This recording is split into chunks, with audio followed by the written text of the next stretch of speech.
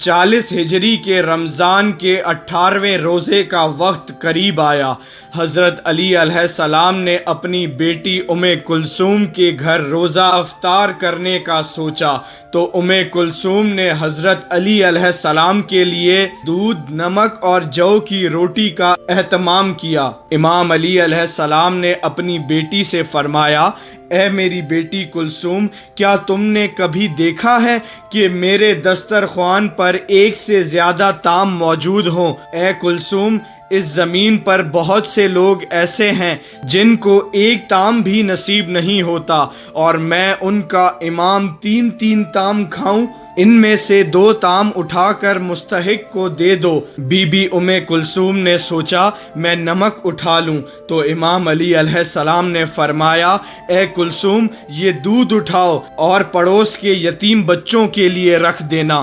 اور امام علی علیہ السلام نے نمک سے روزہ افطار کیا اور پھر اللہ کی عبادت میں مشغول ہو گئے، اور پھر آسمان کی طرف دیکھ کر فرمانے لگے کہ آ گئی وہ رات جس کا علی سے وعدہ ہوا تھا۔ اور پھر 19 رمضان کی رات آئی۔ امام علی علیہ السلام مسجد کوفہ کی طرف روانہ ہوئے۔ آپ کے گھر میں جتنے بھی پرندے موجود تھے وہ آپ کو اپنی اپنی زبان میں کہنے لگے، اے مولائے تراب، رک جائیں۔ امام علی علیہ السلام اپنے وعدے کو پورا کرنے مسجد کی طرف روانہ ہوئے۔ آپ مسجد میں پہنچے تو جو لوگ مسجد میں سو رہے تھے ان کو جگایا۔ ان میں آپ کا قاتل بھی تھا۔ اس نے جیسے ہی امام علی علیہ السلام کو دیکھا تو آپ نے فرمایا، فجر کے وقت اللہ کے گھر میں سونا اللہ کو پسند نہیں، اٹھو اور جو کام کرنے آئے ہو اس کو انجام دو۔ اس کے بعد امام علی علیہ السلام اپنی آخری اذان دینے لگے، اور جیسے ہی کوفے کی گلیوں میں اذان گونجی تو ایک کوہرام برپا ہو گیا۔ ہر کوئی رونے لگا کہ آج آسمان کا رخ کوئی عجیب لگ رہا ہے۔ اس کے بعد جب امام علی علیہ السلام نماز ادا کرنے لگے اور جیسے ہی سجدے میں گئے تو آپ کا وہ قاتل جو اپنے ساتھ ایک تلوار چھپا کر آیا تھا جو زہر میں ڈوبی ہوئی تھی، آپ جیسے ہی سجدے میں گئے اس ملعون نے سجدے کی حالت میں آپ پر وار کر دیا۔ بس جیسے ہی آپ کے سر پر اس ضرب کا لگنا تھا، آپ نے فرمایا، کعبے کے رب کی قسم، آج علی کامیاب ہو گیا۔ مسجد میں کوہرام برپا ہو گیا۔ پھر آپ کے چاہنے والوں نے اس قاتل کو پکڑ لیا اور کوئی آپ کو زخمی دیکھ کر شہد کا شربت لے آیا۔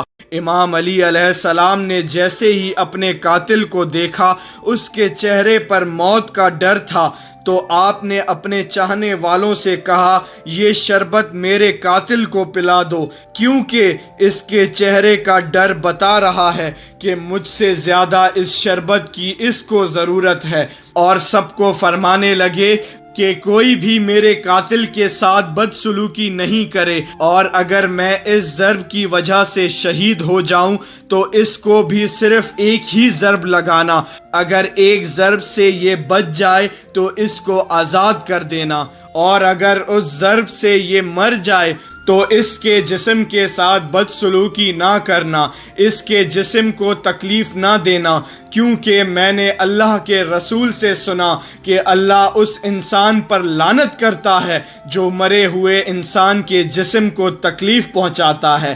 پھر امام علی علیہ السلام کو گھر لے جایا گیا۔ آپ کے مقدس خون سے آپ کی سفید داڑھی سرخ ہو چکی تھی، اور اس زہریلی تلوار کا اثر آپ کے جسم میں پھیلنے لگا تھا۔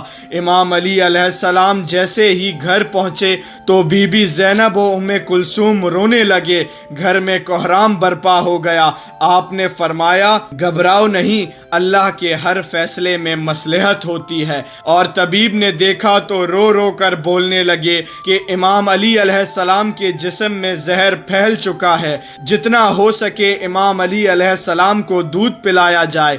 یہ بات جیسے ہی کوفے کی گلیوں تک پہنچی تو ننھے یتیم بچے اپنے ہاتھوں میں دودھ لیے امام علی علیہ السلام کے دروازے تک پہنچے اور کہنے لگے، یا حسن یا حسین، ہمارے امام کو ہمارے حصے کا دودھ پلا دو، ہم ایک بار یتیم ہو چکے ہیں، दूसरी बार नहीं होना चाहते। फिर आपने फरमाया, हसन और हुसैन मेरी शहादत के बाद मेरी कब्र की किसी को खबर न देना, मेरा जनाजा ऊँटनी पर रख देना, पीछे से हसन और हुसैन तुम उठाना, आगे से जिब्राइल और मीकाइल उठाएंगे, क्योंकि मुझे पता है अल्लाह के दीन के दुश्मन मेरी शहादत के बाद ये चाहेंगे कि इस अली की कब्र को खोद कर अली के जनाजे की तौहीन करें। मेरी कब्र पहले से ही बनी होगी, जहां वो ऊँटनी रुके वहां मुझे तदफीन कर देना, और ये बात किसी को ना बताना जब तक अल्लाह खुद जाहिर ना करे।